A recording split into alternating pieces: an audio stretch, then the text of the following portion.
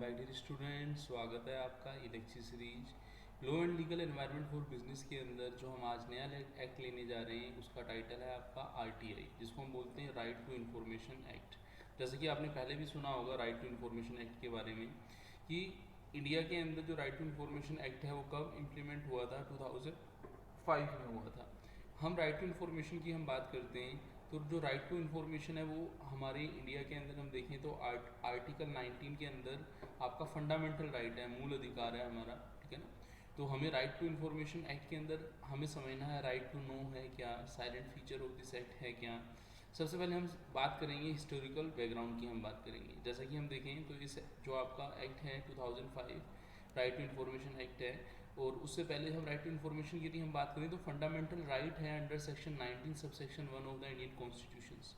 और यदि हम बात करें 1976 में तो in Raj Narayan versus state of Uttar Pradesh the supreme court rule that right to information will be treated as a fundamental right under article 19 कि 1976 में जो Raj Narayan versus state of Uttar Pradesh का केस था, वहाँ पे सुप्रीम कोर्ट ने कहा था कि जो राइट टू इन्फॉर्मेशन है वो फंडामेंटल राइट है। जब सुप्रीम कोर्ट ने इस चीज़ को कहा तो इंडियन डेमोक्रेसी के अंदर उन्होंने बताया कि पीपल जो हैं, जो रेजिडेंट्स ऑफ द आपका कंट्री हैं, उनको right to know about the working of the government का पता होना चाहिए कि गवर्नमेंट के अंदर क्या वर्किंग हो रही है उसका उन्हें पता होना चाहिए। जैसे एक छोटा सा एग्जाम्पल मैं आपको देता हूँ।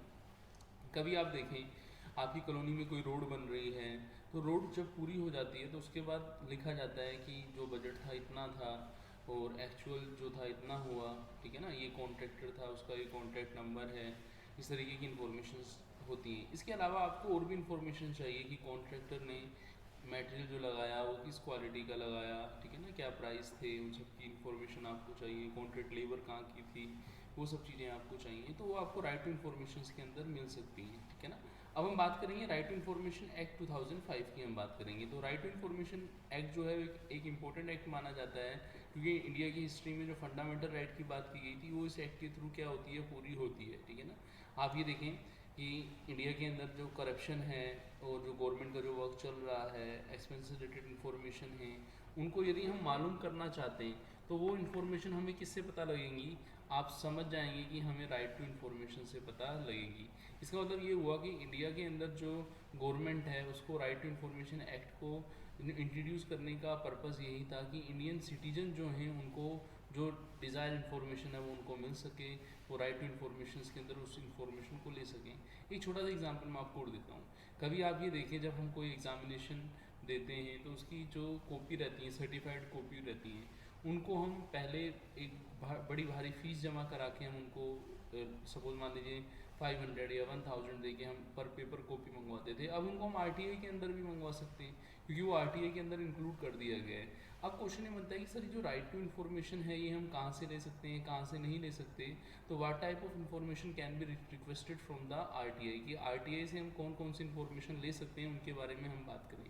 तो यहाँ पे हम देखें सिटीजन जो है वो गवर्नमेंट अथॉरिटीज़ से जो भी इन्फॉर्मेशन चाहे वो ले सकता है, और वो इन्फॉर्मेशन गवर्नमेंट जो हम कहते हैं ना इंडिया के अंदर जो गवर्नमेंट है कुछ चीज़ एग्जेम्प्टेड ऑर्गेनाइजेशन है, जैसे रो है आपका गवर्नमेंट की जो ऐसे डिफेंस से रिलेटेड कोई वर्क हैं उनकी इन्फॉर्मेशन जो है वो किसी के साथ डिस्कस नहीं कर सकते। इंटरनल सिक्योरिटी के मैटर हैं, फॉरेन कंट्री के साथ जो रिलेशन है, इंटेलेक्चुअल प्रॉपर्टी राइट है, कैबिनेट डिस्कशन है, तो वो आरटीआई के अंदर एग्जेम्प्टेड हैं। एग्जेम्प्टेड का मतलब ये हुआ कि आप उससे रिलेटेड इन्फॉर्मेशन नहीं ले सकते, ठीक है ना। बाकी एग्जेम्प्टेड के अलावा आप इन्फॉर्मेशन ले सकते हो। तो जब ये एक्ट लाया गया था आरटीआई, तो उसके ऑब्जेक्ट क्या थे कि जो सिटीजन है वो गवर्नमेंट से क्वेश्चन कर सकते हैं आरटीआई के थ्रू, ठीक है ना। गवर्नमेंट की ट्रांसपेरेंसी को, वहाँ पे अकाउंटेबिलिटी फिक्स हो, ट्रांसपेरेंस रहें।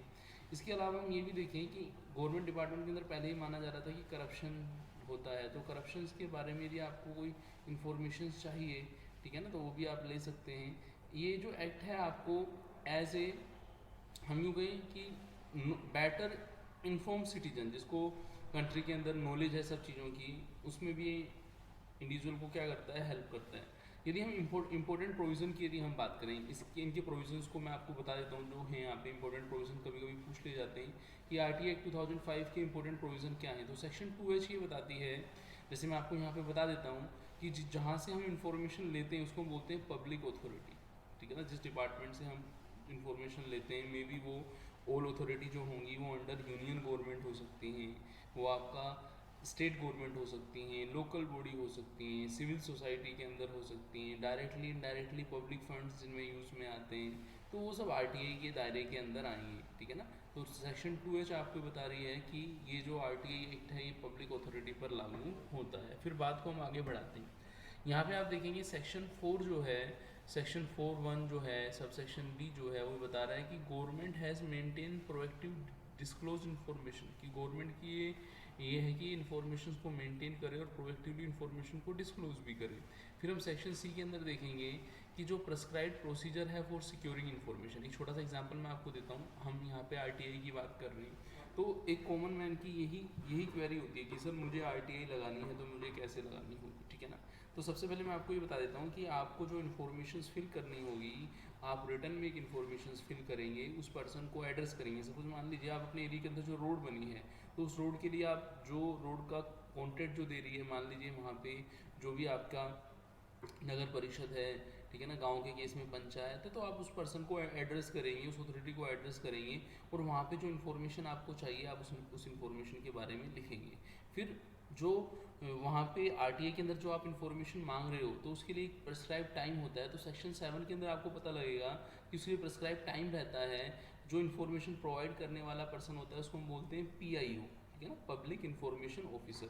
पब्लिक इन्फॉर्मेशन ऑफिसर वो पर्सन रहता है जिसको ड्यूटी असाइन की गई है कि आपको क्या करना है, आपको इन्फॉर्मेशंस जो हैं विद इन 30 डेज जो है वो देनी है। तो पीआईओ पब्लिक इन्फॉर्मेशन ऑफिसर्स की ये ड्यूटी रहती है कि वो इन्फॉर्मेशंस को प्रेस्क्राइब टाइम के अंदर दें।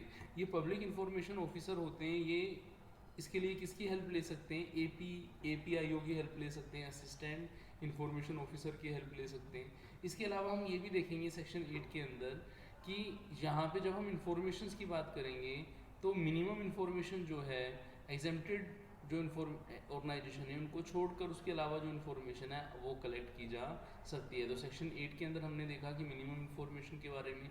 अब हम देखते हैं सेक्शन 8 की सब सेक्शन 1 के अंदर उसमें मेंशन कर रखा है exemption against the furnishing information under RTI.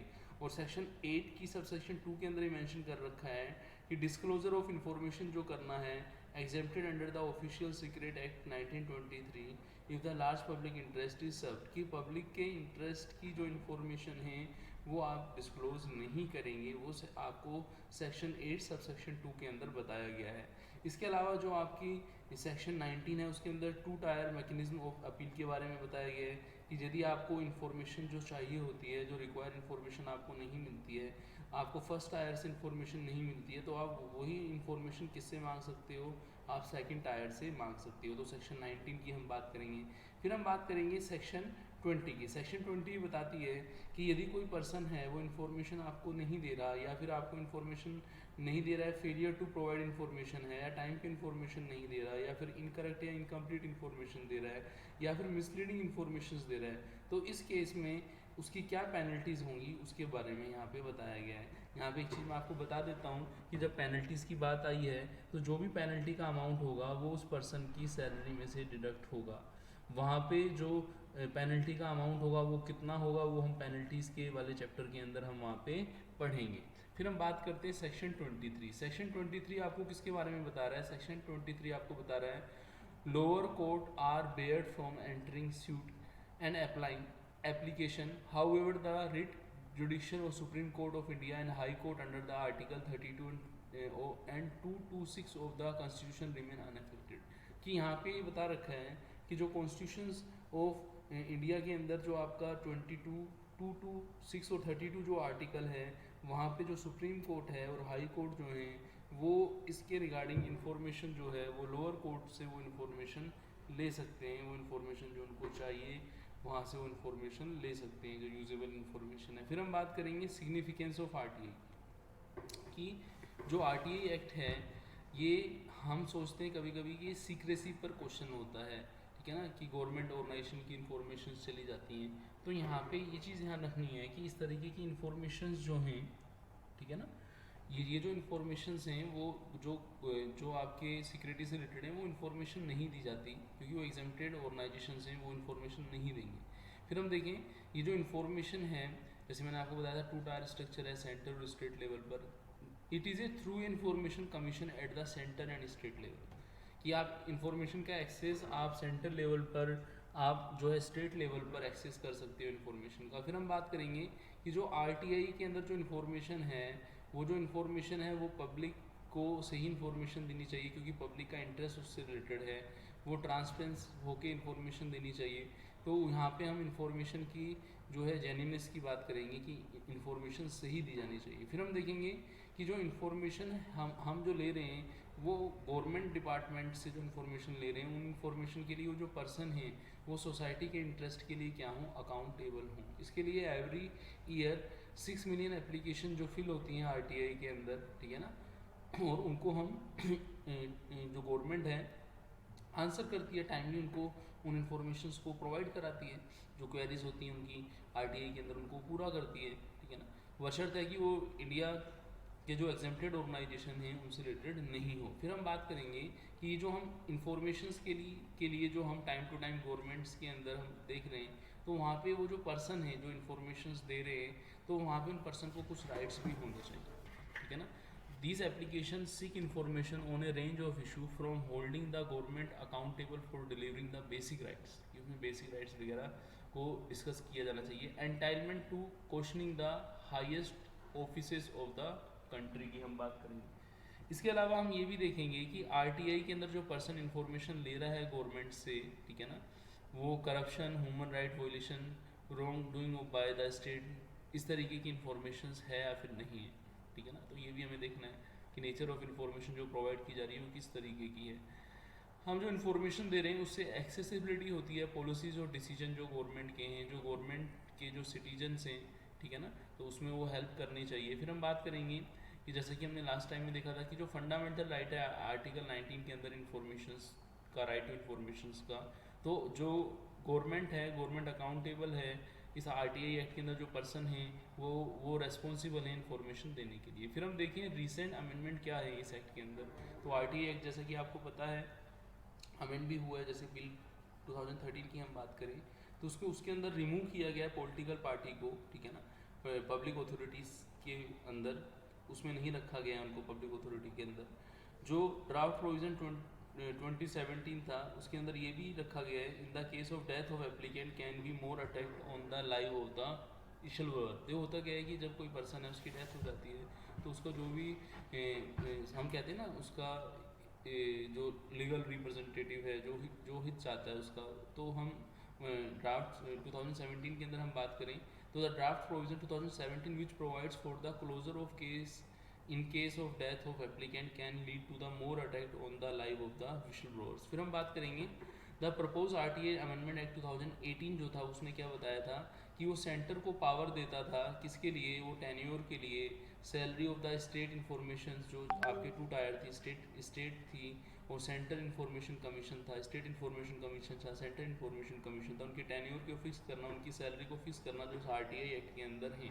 तो ये आपका 2018 का था अमेंडमेंट। फिर हम देखेंगे कि जो एक्ट था इसने जो फिक्स किया था, replace the fix 5 year tenure with much prescribed by the government, कि यहाँ पे जो टाइम लिमिट्स थी वो 5 साल की रखी गई थी। तो हमने आरटीआई एक्ट के अमेंडमेंट भी देखे। अब हम देखें इस एक्ट के क्रिटिसिज्म जो हैं, ठीक है ना, तो वो क्या क्या चीज़ें हैं उनको हम यहाँ पे देखते हैं। तो सबसे पहले ये आता है कि इसमें रिकॉर्ड कीपिंग सही तरीके से नहीं रखी जाती, जो इन्फॉर्मेशन चाहिए होती हैं, ताकि रिकॉर्ड कीपिंग सही तरीके से रखी जाए तो इन्फॉर्मेशन भी टाइम पे मिलती है। कभी कभी क्या होता है कि इन्फॉर्मेशन नहीं मिलती है तो उसका टाइम बढ़ा दिया जाता है, ठीक है ना, क्योंकि जहाँ पे मोस्टली देखा गया है स्टाफ की कमी रहती है, इंफॉर्मेशन कमीशंस जो रहते हैं, स्टेट कमीशन, सेंट्रल कमीशन, वहाँ पे इंफॉर्मेशन की कमी रहती है। इसके अलावा जो विशल ब्लोअर एक्ट है, ठीक है ना, वहाँ पे ये चीज़ क्या करती है, ये उसको डिलीटेड करती है, रेड्यूस करती है इफेक्ट ऑफ आरटीआई लॉ को।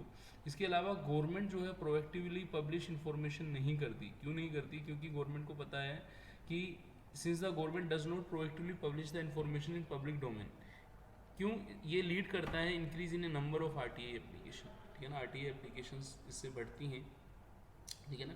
इसके अलावा हम देखें आरटीआई इन्फॉर्मेशन जो है has been report of the frivolous RTA applicant also information obtain have been use to blackmail the government authorities. कभी कभी जो इन्फॉर्मेशन RTA से ली जाती हैं उसका गलत यूज़ भी किया जाता है। तो इस एक्ट के अंदर हमने RTA एक्ट के बारे में पढ़ा। तो मिलते हैं नेक्स्ट लेक्चर में, उसमें हम किसी नेक्स्ट पार्ट को पढ़ेंगे। थैंक्स।